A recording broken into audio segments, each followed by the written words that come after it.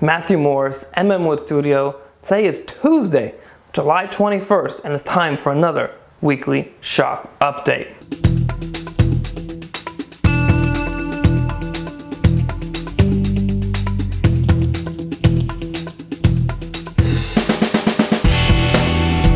So a lot's been going on this week, but before we jump into the chair, I want to talk about a couple of other things. Number one, I already set up on YouTube the next live shop update. So every month I'm going to do a live shop update. It'll be the last Wednesday of the month. And this last Wednesday of the month is July 29th. So go ahead, jump over to the event. I'll have a link in the card. And set a timer for yourself, a reminder. It'll be at 6 p.m. on Wednesday Pacific time. Join me here in the shop. All the audio problems have been fixed. I'm going to be mic'd. It's going to be really a lot of fun. So let's get into the actual rocking chair and what's been going on this week.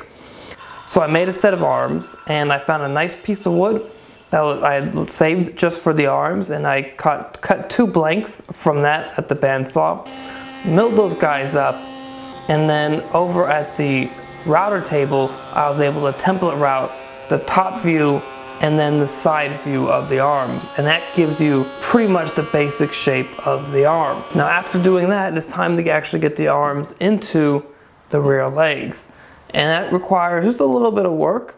I got to cut a mortise into the rear leg that matches the shape of the arm, whatever that shape of the arm ended up being after you did a little bit of cleanup on the arms. Because when you put this arm into the rear leg, you want this, at least this back section of the arm, to be prepped and ready for finish. There's still some sanding to round over some edges, but you want the surface to be final prepped. So I had to clean this up first, and then take the leg, and before I took the legs off, with the arms on, I used a marking knife and marked around the final shape of the back of the arm as it came into the rear leg. With that marked out, I took the rear leg out, went over to the bench, and I started to remove waste using a drill. After I removed my waste with some chisels, I chiseled back to my lines. As you push this in, it gets tighter. So after you cut the mortise and you're trying to fit this guy, you need to sometimes remove a little bit of material from the arm. Just get the final size of the arm low enough to allow yourself to push the arm deep enough to get it set properly. After finishing the arms, then I moved down to get these panels in. Now to get the panels in, there's a couple of steps. Number one, I made a piece of MDF that was pretty much the same final dimension as the panels within this space right here.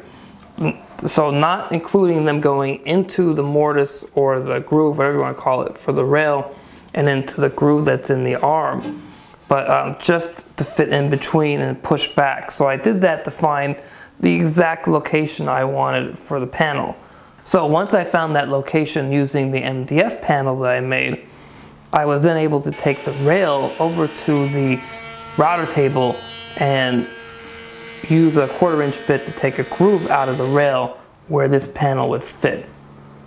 So now with that done and that thickness measured for my groove that I cut, so I had to rip them down to just under 12 inches, and then I was able to joint them and plane them to thickness. Now if you don't have a 12-inch jointer, don't worry about it. I have a great little video that you guys can watch. It's here on my YouTube channel, and it talks about how to use a sled that's home built to turn your planer into a jointer. So if you have a lunchbox planer that's 12 or 13 inches wide, you can still do this project and you can still do these panels as one piece.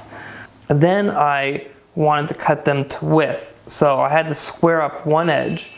So I squared up the bottom edge, and then I was able to take that and put that against the actual rail. This cathedral pattern, as it's pointing up, this piece wants to expand and contract along this width, and it's going to expand and contract. So you need to make sure to leave just a little bit of a gap to allow this piece to move. Then I'm able to take a square, make sure the panel's vertical, and then mark the locations for where the panel is going to enter into the arms. So that's a little bit different for each arm. So once I did that, I was able to head over to the bench and use this really cool jig. It's a great jig because what it allows you to do is take these arms, hold them against a fence, and then change the angle of the fence, and with your I used a little small compact router and the same 1/4 inch bit that I used down below.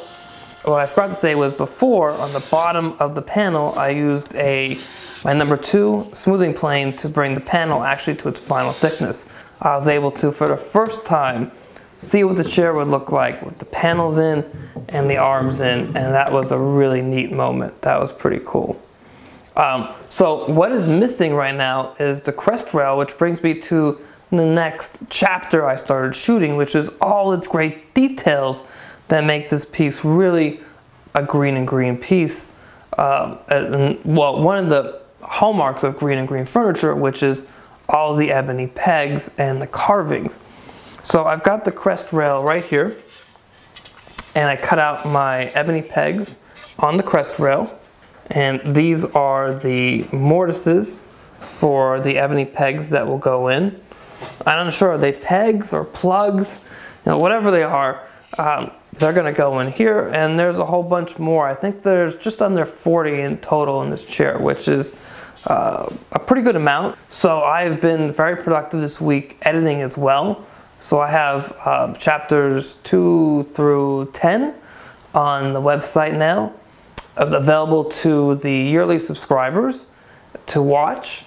And number 1 is the introduction chapter. So I have all the first build chapter, which is chapter 2, all the way up to doing the front legs. And I started editing the rear legs chapter last night.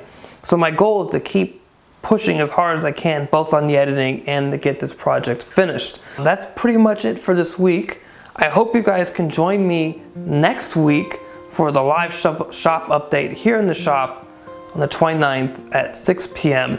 And as always, please subscribe to the channel, share it with your friends, and I hope you guys have a great week in the shop.